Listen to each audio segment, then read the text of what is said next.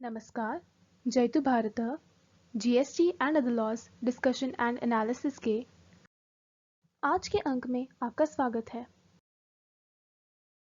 जो सरकारी कर्मचारी 1 जनवरी 2020 से लेकर 30 जून 2021 के बीच में निवृत्त हो रहे हैं, उनकी ग्रेच्युइटी और लीव एनकेशमेंट का कैलकुलेशन किस तरह से किया जाना चाहिए, उसी के विषय पर आज चर्चा करेंगे। कोविड-19 के कारण 1 जनवरी 2020 से जो एडिशनल इंस्टॉलमेंट ऑफ डीए या डियरनेस अलाउंस की रिलीफ सेंट्रल गवर्नमेंट एम्प्लॉइज को या पेंशनर्स को पेएबल है, वह पे नहीं किया जाएगा, ऐसा निर्णय लिया गया है। इसी प्रकार से 1 जुलाई 2020 और 1 जनवरी 2021 से जो एडिशनल इंस्टॉलमेंट डीए या डीए रिलीफ की रिलीज करना था, वह भी पे नहीं किया जाएगा।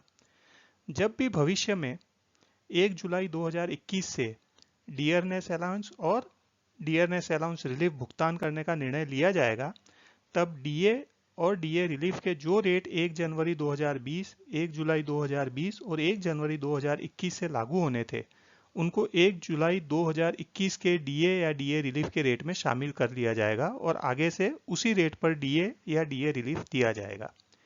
1 जनवरी 2020 से 30 जून 2021 के डीए या डीए रिलीफ का कोई एरियर्स भी नहीं दिया जाएगा।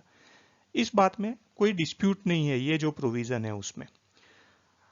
अब जो डिस्प्यूट या डिफरेंस ऑफ ओपिनियन है, वो इस बात में है कि जो कर्मचारी 1 जनवरी 2020 से लेकर 30 जून 2021 के बीच में रिटायर हो रहे हैं, उनका लीव एनकेशमेंट और ग्रेच्युइटी कैलकुलेट कैसे किया जाए, उसमें डीए कौन सा गिना जाए। जो लीव एनकेशमेंट दिया जाता है, उसमें cash equivalent of leave salary for earned leave count करना होता है, जिसका फॉर्मूला दिया गया है pay admissible on the date of retirement plus dearness allowance admissible on that date divided by 30 multiplied by number of days of unutilized earned leave of the credit on the date of retirement subject to maximum 300 earned leave। इसमें जो wordings use किए गए हैं वह है dearness allowance admissible. इस पे मैं आपका ध्यान आकृष्ट करना चाहूंगा। इसी प्रकार से जो ग्रेच्युइटी का कैलकुलेशन करना है, उसमें भी जो इमोल्यूमेंट्स, जो लास्ट 10 मंथ्स का एवरेज इमोल्यूमेंट्स काउंट करना है, उसमें भी सरकार का यह निर्णय है कि dearness allowance admissible on the date of retirement shall be treated as emoluments. तो यहाँ पर भी जो डियरनेस अलाउंस एडमिसिबल है, उसी को इमोल्यूमेंट्स में काउंट करना है, ना कि जो एक्चुअल में पे किया गया है। अब अगेन जो डीए फ्रीज करने का जो ऑफिस मेमोरेंडम है, उसको हम फिर से देखेंगे तो इसमें जो बताया गया है कि जो एडिशनल इंस्टॉलमेंट डीए की 1 जनवरी 2020 से जो ड्यू हो गई, वो 1 जुलाई 2020 की और 1 जनवरी 2021 की, वो पे नहीं की जाएगी। लेकिन इसमें यह कहा गया है कि जब भी 1 जुलाई 2021 से डीए पे किया जाएगा, तब ये पुराने जितने भी डीए के रेट्स हैं, उनको 1 जुलाई 2021 वाले डीए के रेट में शामिल कर लिया जाएगा।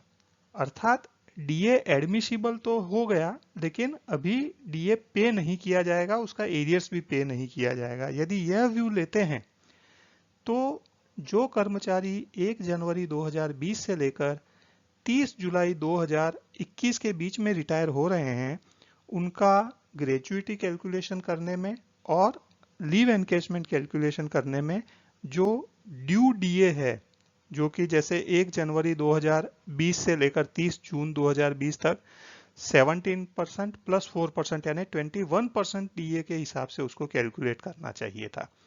इसके बारे में उम्मीद है सरकार जल्द ही कोई क्लैरिफिकेशन देगी, जिससे जो कर्मचारी निवृत्त हो चुके हैं इस पीरियड में, या जो कर्मचारी इस पीरियड में निवृत्त होने वाले हैं, वो अपना निवृत्त जीवन इस प्रकार से आनंद से बिता सके।